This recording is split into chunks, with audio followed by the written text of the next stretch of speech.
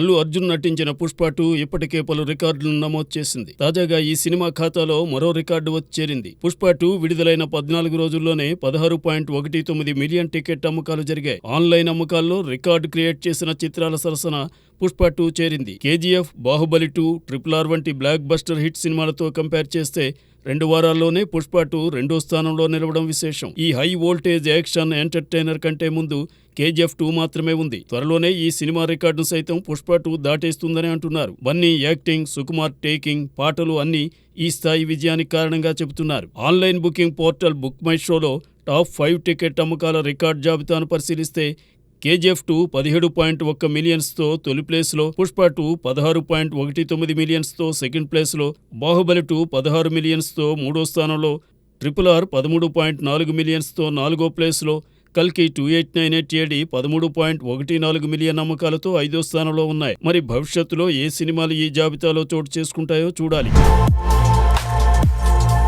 శంకర్ దర్శకత్వంలో కమల్ హాసన్ నటించిన భారతీయుడు 2 లేటుగా వచ్చి డిజాస్టర్ అయింది. గేమ్ చేంజర్ని పక్కన పెట్టి మరీ భారతీయుడు 2 పూర్తి చేయవలసి వచ్చిన శంకర్కి ఆ సినిమా ఘోర పరాజయం, తీరని వ్యధను మిగిల్చింది.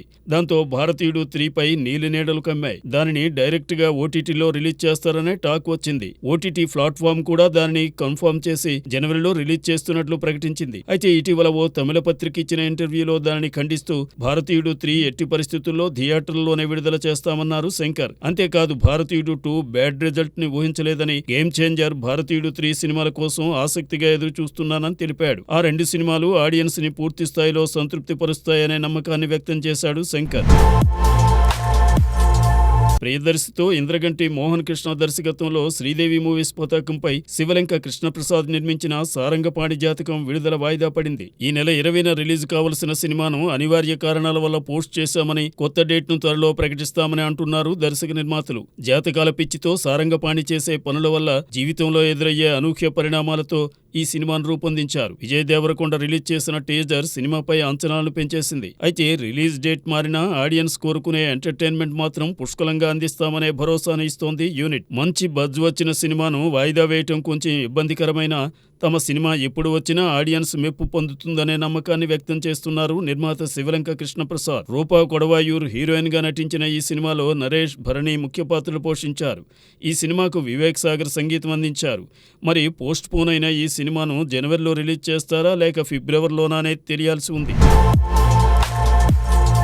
వెంకటేష్ హీరోగా అనిల్ రావిపూడి దర్శకత్వంలో దిల్ రాజు నిర్మిస్తున్న సంక్రాంతికి వస్తున్నాం నుంచి రెండో పాట విడుదలైంది. ఇప్పటికే విడుదలైన తొలి పాట గోదారి గట్టు మీద రామచిలకవే, గోరింటాకెట్టుకున్న చందమావే పాట సూపర్ హిట్ అయి రీల్స్ చేసేవారికి కేంద్ర బిందువుగా మారి వైరల్ అవుతోంది. ఇప్పుడు రిలీజ్ అయిన రెండో పాట మీను డెంగ డెంగ డెంగ మీను పాట కూడా మెలోడీగా ఉండి ఆకట్టుకుంటోంది. అనంత శ్రీరామ్ రాసిన ఈ పాటను భీమ్స్, ప్రణవి ఆచార్య పాడారు. సినిమాలో ఈ పాటను వెంకటేష్, ఐశ్వర్య రాజేష్, మీనాక్షి చౌదరిపై చిత్రీకరించారు. ట్రయాంగల్ క్రైమ్ స్టోరీగా రానున్న ఈ మూవీలో మాజీ పోలీస్ ఆఫీసర్ గా వెంకీ, ఆయన భార్యగా ఐశ్వర్య రాజేష్, మాజీ ప్రేయసిగా మీనాక్షి నటిస్తున్నారు. దిల్ రాజు సమర్పణలో శిరీష్ నిర్మిస్తున్న ఈ చిత్రం సంక్రాంతి కానుగ్గా జనవరి 14న రిలీజ్ కానుంది. మరి అనిల్, దిల్ రాజు సంక్రాంతి సెంటిమెంట్ ఈ సినిమాకు ఎంతవరకు వర్కౌట్ అవుతుందో చూద్దాం.